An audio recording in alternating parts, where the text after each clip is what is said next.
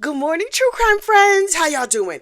Listen, we need to talk about this Tracy Nix. Y'all, this case is so much more complicated than I originally thought. Listen, roll your mind back to yesterday when I did part one of this case, right?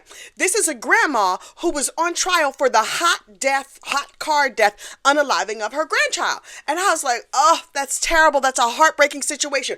Oh, I have found out, first of all, there's been a verdict in the case, but there's a lot more information that we need to cover. But first, you know what you need to do. Please like this video and subscribe to the channel. It helps other people find us. So look, picture it. Florida, like 2 years ago, right? The mother, Kayla Nix, was like, okay, I have at the time, I guess she had a 3-year-old child. She had a 16-month-old child, and she was pregnant. And she asked her parents to babysit her son, Ezra, right? 16-month-old Ezra. While in the care of Kayla Nix's parents, Ezra leaves the house, falls into a pond, and slips the surly bonds of this earth and goes on to the endless heaven playground, right? And of course, obviously, this couple is devastated, but that is not what this case is about. Now, because Kayla Nix was pregnant, the doctors were like, okay, girl, we're going to need you to okay, that's real sad. And it was obviously an accident. You need to focus and keep yourself healthy for the baby that you're carrying now. Okay, so cool. I don't know how she does it, but she finds a way to pull herself together and move on and focus on the baby that's about to come. Oh, her miracle baby shows up. It's her rainbow baby. Oh my goodness, this is amazing.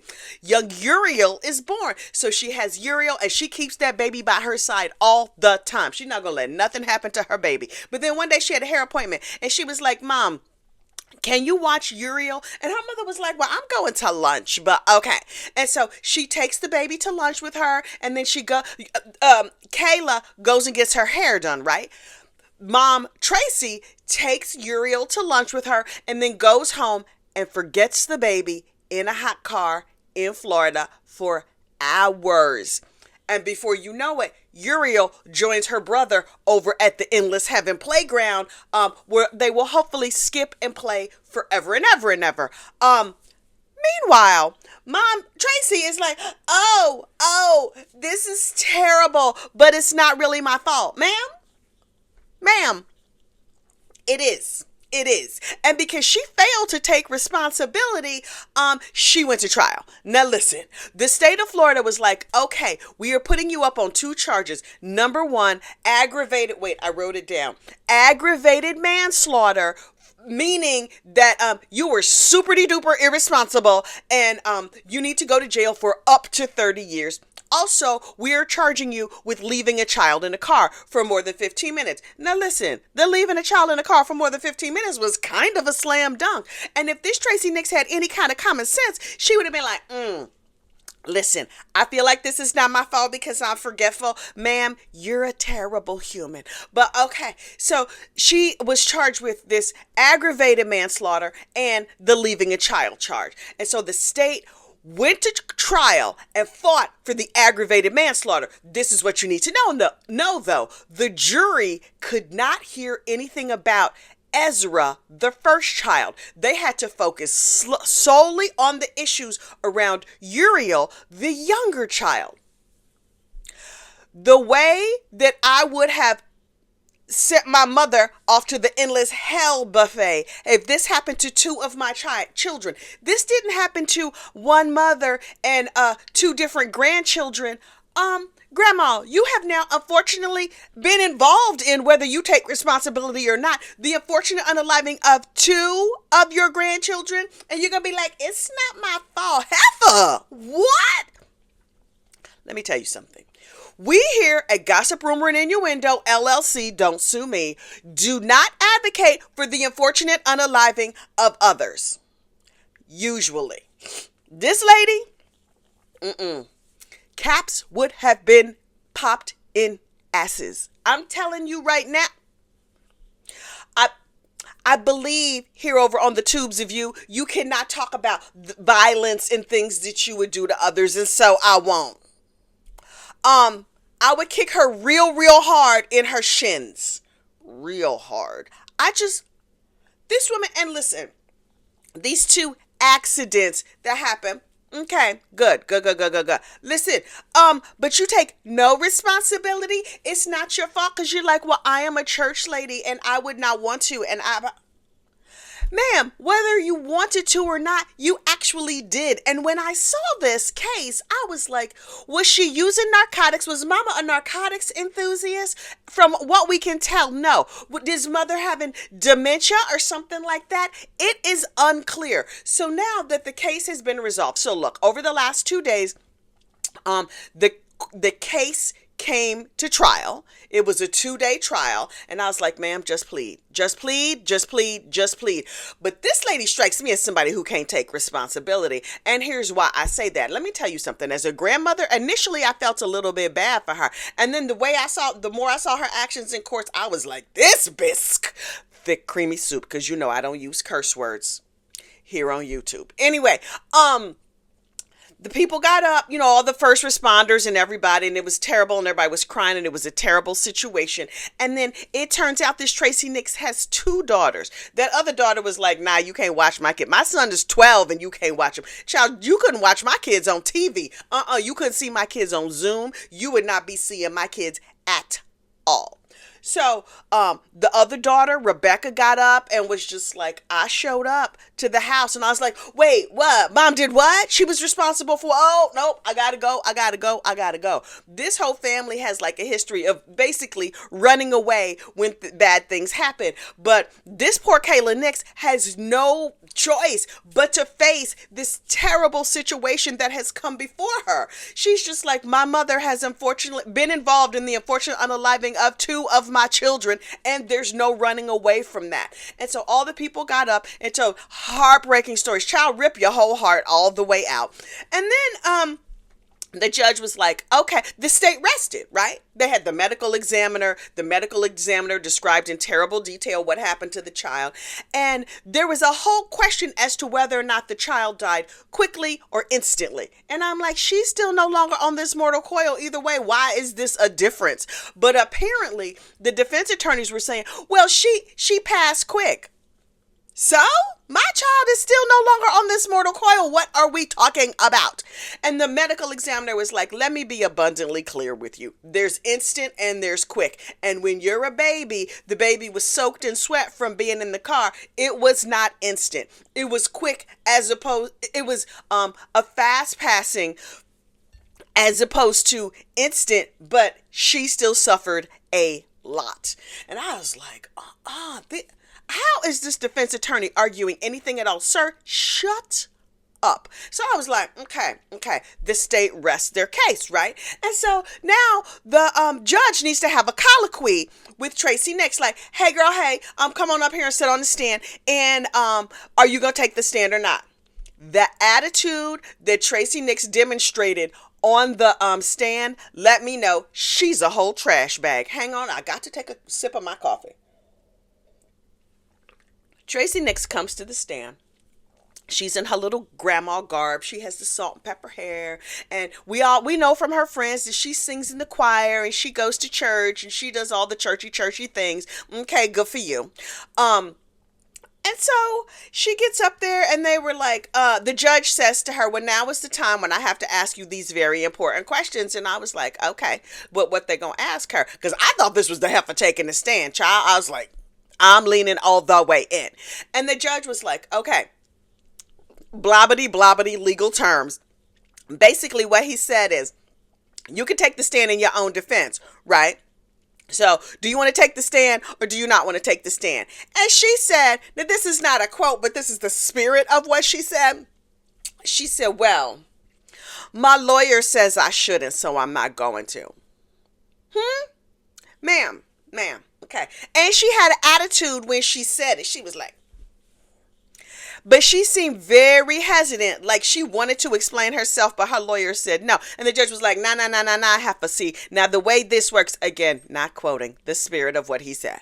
Nah, heifer, don't make me come down there and bonk you on the head with this gavel. The way this works is, this is your decision. Your lawyer advises, but this is your decision. Know what you gonna do.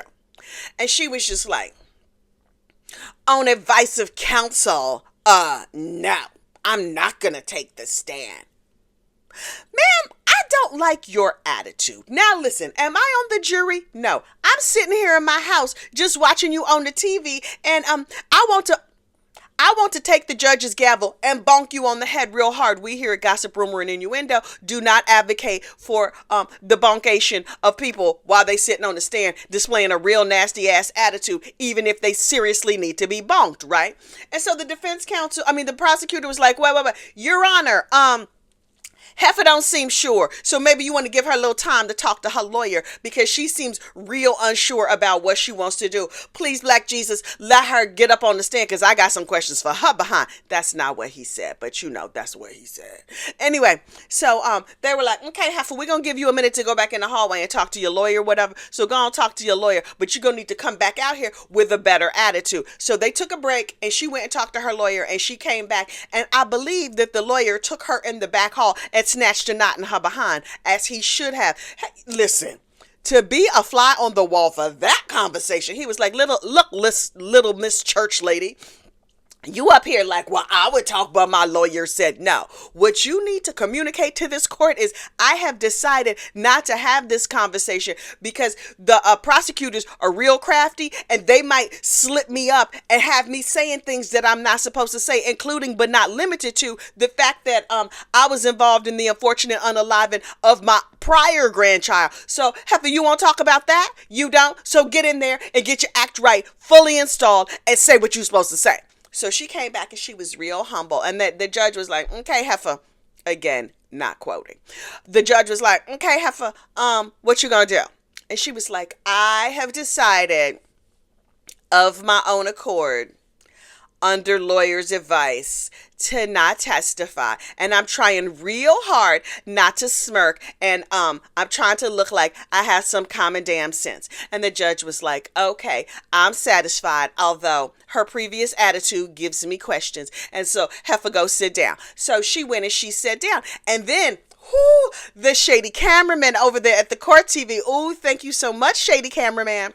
The shady cameraman at the court TV noticed that she had some little post-it notes all on her desk in front of her. And so Mr. Shady cameraman was like, let me zoom in and see what these post-it notes say. And I was like, I want to see too. I paused the screen and was like enlarging or whatever, like what they say.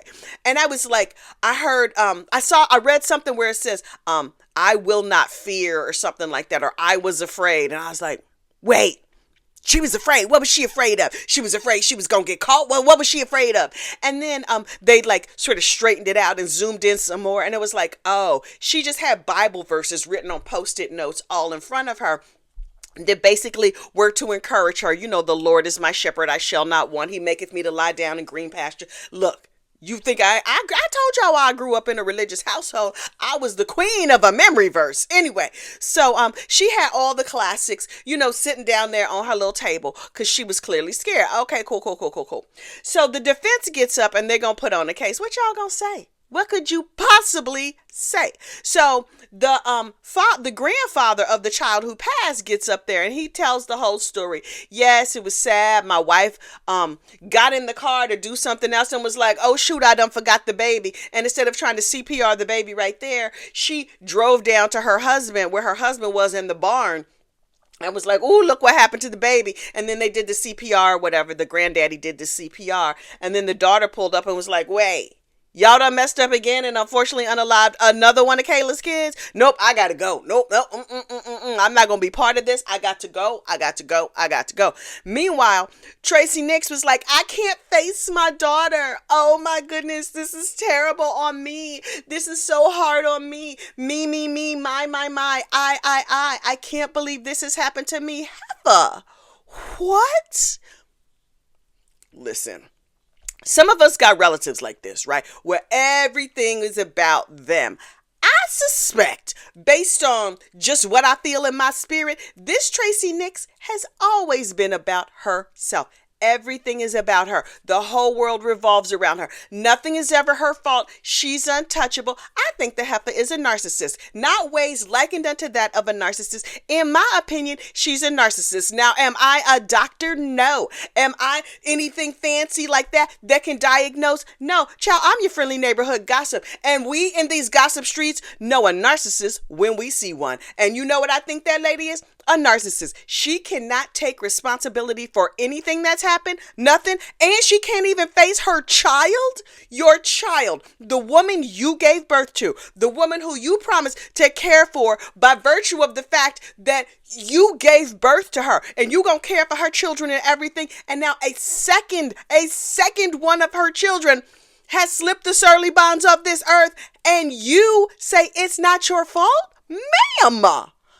Okay.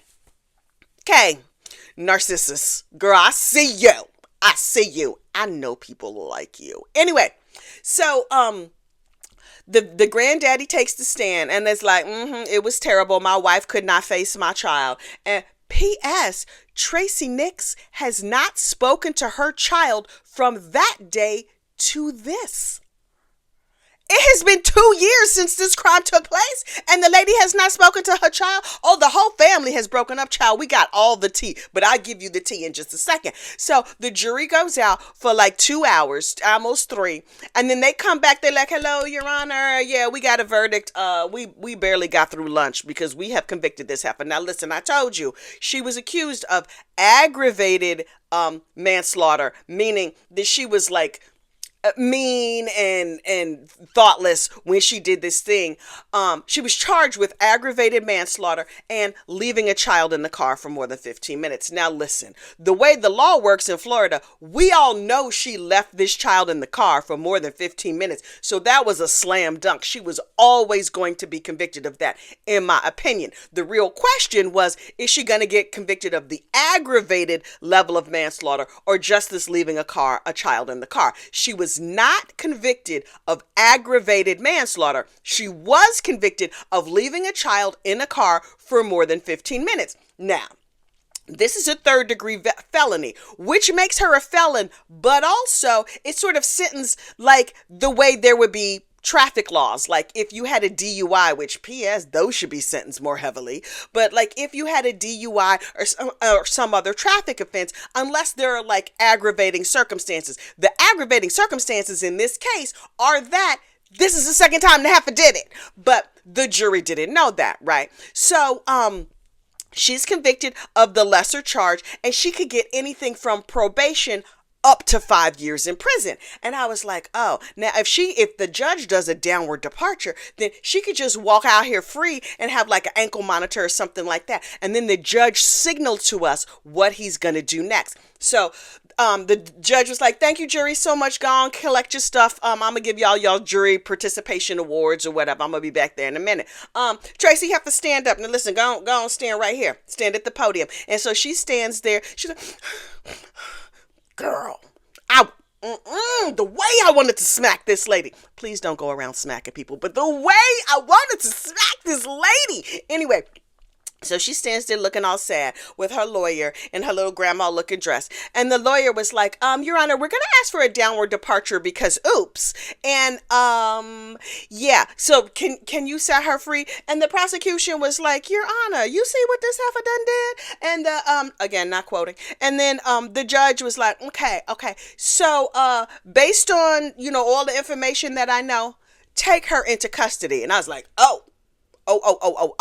Then they have her sentencing set for April the 3rd, right? What is this? This is January. So like 2 months away. This is what that signals. In my opinion, again, I am not a lawyer. I am a gossip and a court watcher. If the judge was not going to give her any prison time for this crime, he probably would have sent her home, in my opinion. The fact that he has her remanded until she gets sentenced tells me that he's going to give her prison time. If nothing else, he's given her local jail time. And please know from what we hear, child, I have no personal experience, that the local jail tends to be worse than prison because local jail is very transient and prison tends to be a little bit more permanent. I think the fact that he remanded her at conviction is like a little indication that he gonna send Heifer to jail. Now she could get, to prison, like big girl jail, prison. Her forever home that's not gonna be really forever. So she could get up to 5 years. The lawyers over there on the court TV think she's going to do about 24 months or something like that. And I was like, okay, that's terrible, but that seems about right. I hope he maxes her out. You ask me? I think he should max her out and give her the whole 5 years, which based on her health and her memory issues and her whatever, might be a life sentence for her. I don't know. This is what we found out after court yesterday. After all the conviction is said and done, there's some additional details that I was like, tell me every single thing. Miss Kayla got up there on the court TV and she gave an interview, and how this woman is still like upright and married and not just windmilling on the whole world, I will never know. Maybe she is in her personal life, but the dignity and grace of Kayla Nix is second to none, in my opinion. This is what Kayla Nix told us. I had 2 kids and my mama done unfortunately unalived 2 of my kids, but I had yet another child. So now she has a 5-year-old and a 5-month-old. You know who's not babysitting her 5-month-old? Nobody. I bet you that baby never leaves her sight. And so she's like, I'm going to go back to the district attorney and see if we can't do something about my first child who slipped the surly bonds of this earth. Here's more information on the situation with the first child. And based on the additional details that I know about the unfortunate unaliving of Ezra, I don't know that they're going to be able to charge Tracy Nix with that crime. And this is why. According to what we know so far, child, more information may come out. According to what we know so far, the grandparents were watching 16-month-old Ezra, right? And then grandma took a nap and the baby took a nap. You know, they say sleep when the baby sleeps. And grandpa was awake and he's doing his thing, but everybody was asleep. So he said to his wife, babe, I'm going to go out and run some errands. Why are you talking to a sleep person? It's unclear whether or not Tracy Nix was woke up enough to sort of be conscious that her husband was leaving, or whether she was like dead asleep. Was she on medication? Was she high? Was she drinking? I don't know. But the baby and the grandma were both asleep. The husband goes out to run errands. Young Ezra, who is, listen, little kids, super crafty. Ezra had tried to open the door before. They'd seen him try to open doors, but he'd never been able to open doors before. Well, he finally figured that mess out. He opened the door and he toddled off while his grandmother slept, and he fell into a pond behind their house. And when grandma woke up, she's like, where is the baby? Where'd the baby go? And so she called her husband and said, did you take Ezra with you? And the husband was like, no, I didn't. And then they went and looked for him, and then they found him in the pond. That, to me, sounds like an accident. Between me and you, that happened to me one time. I went to sleep. My baby went to sleep. He was about 18 months old. My youngest, he's now 17. And I woke up because somebody was banging on my door. I was like, shh, my child is sleeping. And the police said to me, check and make sure your child is sleeping. And I ran upstairs and his crib was empty. Turns out I did not know he could open our glass slider because the door is so heavy, I can barely open it. But he had, in a onesie in the winter, put on some boots, his mama's winter boots. The boots on me were up to my knee. On him, they were up to his thigh. He put on those boots, walked through the house, opened the door, went out the glass slider in the back, down the steps, down the driveway, and down the street. And somebody saw him and called the police. Thank God somebody saw him and called the police. All they told me was, we have your baby and he's at the hospital. Child, I didn't know what had happened to my child. I freaked all the way out. That's that time I was read my rights, right? They took me down to the police station. They read me my rights. They did a complete investigation, which it was devastating and heartbreaking, but they were absolutely within their rights to do. They interviewed me. They came to my house. They asked me all my personal business. Child, they looked in my refrigerator. They interviewed our babysitter at the time. They interviewed the pediatrician, the school. They interviewed everybody. And after 6 months, they shut the case down and determined it to be an accident. But I can see how that could have gone horribly wrong, because my baby, when he was found, was walking towards a main street right at the time the school was being let out, and a lot of parents in their cars were going back and forth. So I'm grateful that he was picked up. I'm also grateful that that story ended okay for us. There's a million ways in which it could not have ended okay. So Tracy Nix, on the strength of that first situation, I get it, right? To me, That sounds like a legit accident. You know what I have done since that time? My child is 17 now. I barely let him out of my sight. I'm just like, oh my God, we have to keep close tabs on him. That happened 16 years ago. And I'm still like, oh my God, my level of vigilance is next level when it comes to all my children, especially that one. But this grandma, less than a year later, almost a year to the day of the passing of her first grandchild, is responsible in the passing of another grandchild, another child of the same daughter. Ma'am. And she still maintains it was an accident. This was not my fault. Listen. It would have gone a long way if Tracy Nix would have just been like, I have messed up. I am heartfully sorry. Please forgive me. What can I do? I'm not going to take my family through this trial. Give me my sentence. But instead of doing all that, she's like, it was not my fault. What you want from me? Heifer, the way I want to smack this lady deep in my bones. I want to smack her so bad. Please do not go out smacking people. Don't go by me. Your town gossip is just telling you. I don't. I was about to suggest some rude and mean things you could do to her, but it just occurred to me that might not be good for my channel and my monetization and also for my karma, so I'm going to leave it alone. But if you see this lady in your neighborhood, give her the stinker real bad. Real bad. Because she is going to go to jail. She going to go to jail, but she going to be free again. And if I saw her down at the Piggly Wiggly, I'd be like, Heifer, what you doing in the pig? What you doing? I would, If you get her Instacart order, give her all the bad grapes. I'm telling you right now. Give her the meat that looks brown and kind of weird. Look, I can't stand this heifer. Anyway, my love and my peace is offered to Kayla Nix, the mother of these children. Thank goodness. Listen, no child, nothing can replace your child that was lost. I'm glad she was able to have another baby. They now have 2 kids. I hope they have 10 more kids. She is apparently estranged from the rest of her family because the rest of the family is like, it's not mama's fault. What? Your mama is a whole narcissistic garbage bag. I'm telling you right now, child, in case you didn't know, we over here in New Jersey, the gossip, rumor, and innuendo family are letting you know your mama is a whole garbage bag. And I hope you and your sister are able to get back together. That daddy, child, I don't know what you're going to do about him. But if you want some gossip friends to hang out with, come on over here, Kayla girl. We can do a live and we can have a kiki and we can talk about other true crime. I wish you nothing but love and peace. In the meantime, don't be slashing Tracy Nix's tires if you see her on the street. But if her tires go flat, you know what? You could take a pin and just like stick it in the edge, the little thing in her tire. And that way you're not damaging nothing. You're just making it go down a little bit. So that tire pressure light just keeps coming on. Y'all, the way I want to hurt this lady. But that would be wrong and that would be bad karma. But you can still let the air out of her top. But you ain't heard none of this from me. Y'all have a good true crime day. I will see you later. Bye.